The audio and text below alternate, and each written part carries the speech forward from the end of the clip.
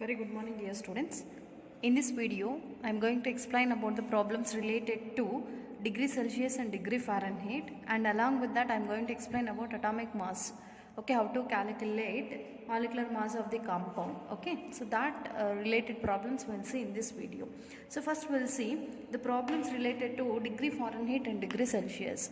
So before that, first we want to know what is the relation between degree Fahrenheit and degree Celsius. Okay. So degree Fahrenheit and degree Celsius both are said to be three common scales to measure temperature. Okay, degree Fahrenheit, degree Celsius as well as Kelvin. So these three are the terms which we are used to measure temperature. Understand? Now about the relation between degree Fahrenheit and degree Celsius, we will see the relationship. So degree Fahrenheit is always equals to 9/5 degree Celsius plus 32. So this is the relationship between degree Fahrenheit and degree Celsius. So 1 degree Fahrenheit is always equals to 9/5 degree Celsius plus 32. So that is the relation between Fahrenheit and degree Celsius. Now we'll see how to convert 37 degrees Celsius temperature to degree Fahrenheit. Okay, so there is a chance to ask 1 mark question from this. So we'll see how to convert 37 degrees Celsius to degree Fahrenheit. See, degree Fahrenheit is always equals to 9/5 degree Celsius plus 32. Okay, now degree Celsius value they have given. What is degree Celsius value is given in the question, that is 37. You just substitute that value here. Okay, 9/5 into 37 degree Celsius plus 32. So if you calculate all these, you will get final answer as 98.6 degree Fahrenheit. Okay, so that means degree 37 degrees Celsius is always equals to 98.6 Fahrenheit, degree Fahrenheit. Okay, now we will see how to convert 100 degree Fahrenheit to degree Celsius. Here they have given Fahrenheit, so temperature in Fahrenheit, that we want to convert into degree Celsius. So now we'll see the formula. Degree Fahrenheit is always equals to 9/5 degree Celsius plus 32. Okay, degree Fahrenheit value they have given, that is 100. You just substitute as it is, equals to 9/5. We don't know degree Celsius, write it as it is. Okay, minus 32. Okay, here we have to write minus 32. So because we don't know degree Celsius, so that take it as minus 32. So now the same value, if you take this this value to this side and 100 to this side, then we will get 9/5 degrees Celsius, so degrees centigrade is equals to 100. We are taking this side, 100 minus 32. What is 100 minus 32? It is 68. Then 9/5 degree centigrade, so degree Celsius is always equals to 68. 100 minus 32 is 68. Okay, then what we want? We want to find out only degree Celsius. Then move this 9/5 value to that side.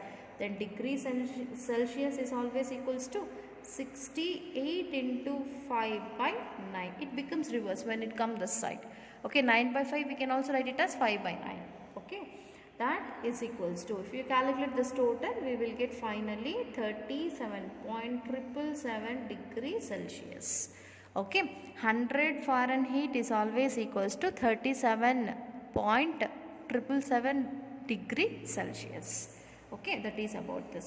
Now we'll see the relation between degree Celsius and Kelvin. Okay, Kelvin is also one of the scale which we can use to measure the temperature. We have 3 scales. What are those 3 scales? Degree Fahrenheit, degree Celsius and Kelvin. Sometimes we can also convert degree Celsius into Kelvin, Kelvin into degree Celsius. Okay, first we want to know what is the relationship between degree Celsius and Kelvin. So relation between Kelvin and degree Celsius is 1 Kelvin is always equals to degree Celsius plus 273.15. Okay, 1 Kelvin is always equals to degree Celsius plus 273.15. So to this much 1 Kelvin is equals. Now we'll see how to convert degree Celsius into Kelvin or kelvins into degree Celsius. Here they have given the temperature in degree Celsius. We want to convert into Kelvin. We know the formula. Write this formula. Kelvin is always equal to degree Celsius plus 273.15. Okay. Now degree Celsius value they have given 27. In place of degree Celsius, you just substitute that value. 27 plus 273.15. What is its value? 300 plus 15 Kelvin. Okay, 300 plus 15 Kelvin. So that is. So by using this formulas, we can easily convert degree Celsius into Kelvin. Even Kelvin value can also be converted into degree Celsius. So here they have given the temperature value in the Kelvin scale. So we want to convert this temperature which is in Kelvin scale into degree Celsius. So 1 Kelvin is always equals to degree Celsius plus 273.15. This is the formula that we know. Now what we want to find out? We want to find out this degree Celsius. So Kelvin value we know, that is 373. In place of K I have substituted 373 equals to degree Celsius plus 273.15. Okay, now we want this, take this towards this side. Degree Celsius is equals to 375 minus 273.15. So if you subtract these two values, then we will get finally 99.85 degree Celsius. Okay, so this 373 Kelvin's value is always equals to 99.85 degree Celsius. So this is about the problems related to the common scale which is used to measure the temperature, that is degree Fahrenheit, degree Celsius and Kelvins. So if temperature is given in either of the one common scale measures, then we can convert it into another scale. Okay, that is about the problems related to common scales used to measure the temperature. Now we'll see the problems related to atomic mass unit. Okay, so value of atomic mass unit. So we have seen about the definition of atomic mass unit in last videos. Now we are going to see about the problems. One atomic mass unit is always equals to 1 by Avogadro number. Avogadro number value we know, that is 6.022 into 10 to the power of 23.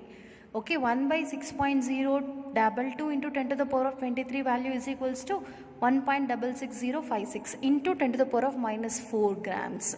Okay, if you want to convert it into kg, so 1.66056 into 10 to the power of minus 27 we have to take, because we are converting here grams into kilograms. Okay, so this is about the value of one atomic mass unit. Okay, nowadays this atomic mass unit is replaced by the letter U. So this U means unified mass. Okay, atomic mass unit is now replaced by the letter U.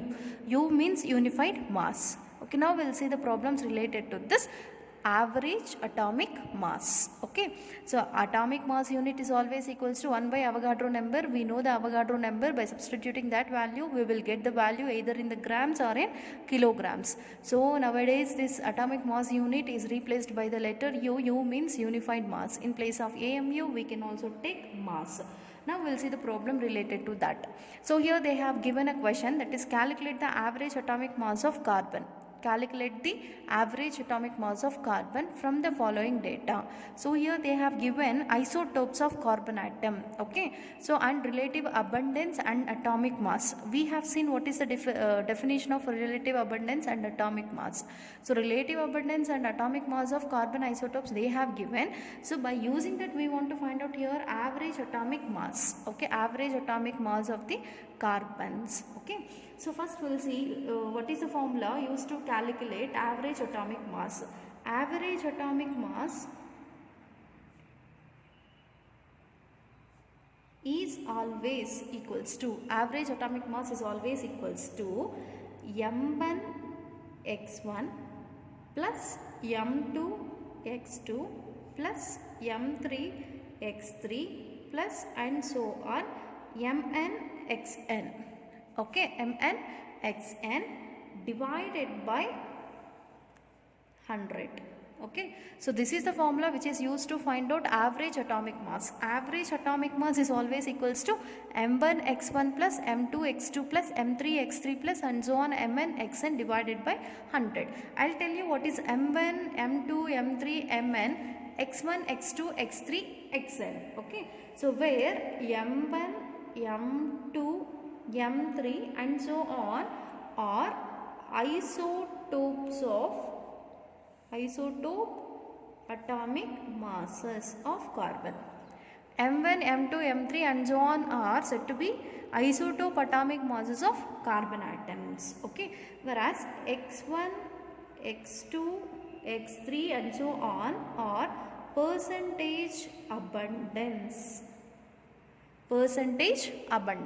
Okay, they have given here relative percentage abundance as well as atomic mass of different carbon atoms. Okay, we have m1 value, x1 value, m2 value, x2 value, m3 value, x3 value. You just substitute that values in the place of m1 x1, m2 x2 and m3 x3 and divide it with 100. We will get the average atomic mass of carbon. Okay, now average atomic mass of carbon, okay, is equals to, what is m1 value? M1 in the sense isotope atomic mass. M1 is the atomic mass of first isotope. This is atomic mass, that is 12 into x1. So relative abundance or percentage abundance. Okay, this is x1. So this is x1, x2, okay, and this is x3. This is m1, m2, m3. Understand? Now just substitute. M1 value we have substituted. What is x value? X1 value 98.892 plus m2 value. What is m2? 13.00335 into x2 value 1.108 plus, okay, m3 value 14.00317 into 2 into 10 to the power of minus 10. Understand? Now divide it with 100. So after calculating all this, you will get the final answer as 12.011 U. What is U here? Unified mass. AMU is now replaced by unified mass. Okay, this is the U value. So average atomic mass of carbon is now equals to 12.011 U. So you just find out this value slowly, step by step, then you will get the final answer, this one. Okay, so now we'll see the next problem. Now we'll see one more problem related to atomic mass of chlorine. Okay, so in previous problem we have seen about how to calculate average atomic mass of carbon. Now this is a question related to chlorine. Here we want to find out how to calculate atomic mass of chlorine. So they have given the data related to the chlorine isotopes. Two chlorine isotopes are available in the nature, that is Cl35, Cl37. For these two isotopes they have mentioned percentage natural abundance and atomic masses. Okay, both they have given. By using that we want to find out atomic mass of each chlorine. Okay, so first the formula for relative abundance. Here they didn't give relative abundance. Okay, they didn't give relative abundance. Instead of that they have given percentage natural abundance. First we want to know what is the formula to calculate relative abundance from the natural abundance. Relative abundance is always equals to percentage natural abundance divided by 100. Okay, so percentage natural abundance divided by 100 can give the relative abundance. Now first we want to find out relative abundance of chlorine 35 and chlorine 37. Now relative abundance of Cl35, okay, chlorine 35 is equals to percentage natural abundance. What is for this isotope percentage natural abundance? 75.77 divided by 100. Okay, by calculating these two, you will get here 0.7577. That's it. Okay, now we got relative abundance of this isotope. Now we want to find out relative abundance of next isotope. Relative abundance of chlorine 37 isotope. So formula is percentage natural abundance. What is percentage natural abundance for this? 24.23 divided by 100. Okay, if you calculate these two, you will get 0.2423. Now we got relative abundance of chlorine 37 and relative abundance of chlorine 35. Okay, by using these two, we can easily find out average atomic mass. Average atomic mass is now equals to, okay, so it is always equals to its relative abundance. Okay, it's always equals to relative abundance.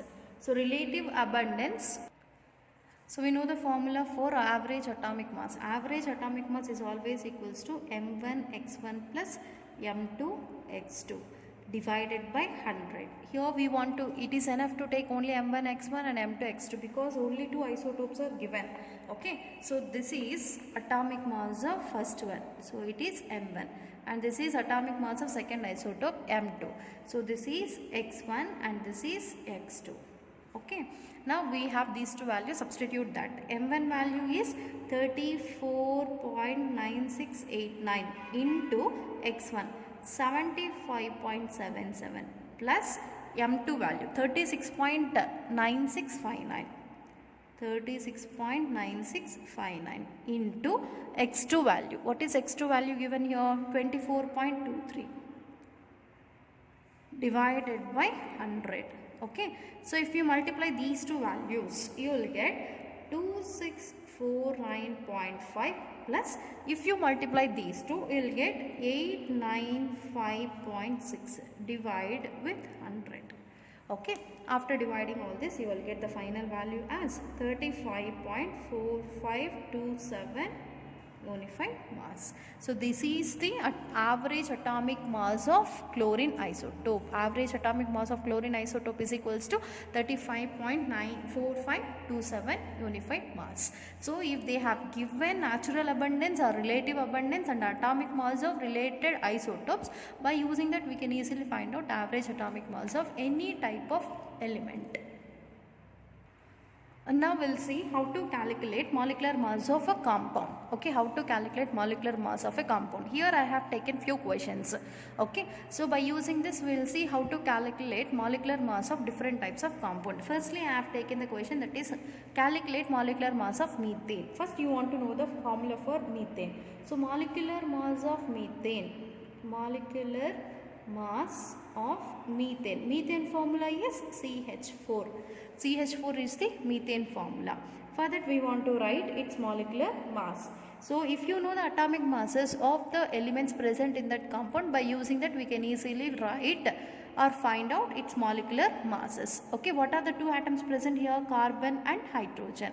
Only one carbon is there, nothing is present here, so that only one carbon, but here four hydrogens are present. So first carbon atomic mass we want to know. What is carbon atomic mass?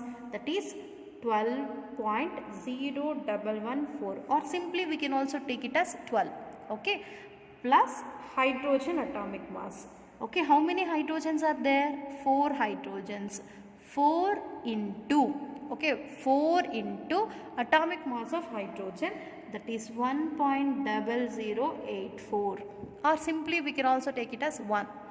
Only one carbon is there, so that we have taken this value. Okay, but 4 hydrogens are there.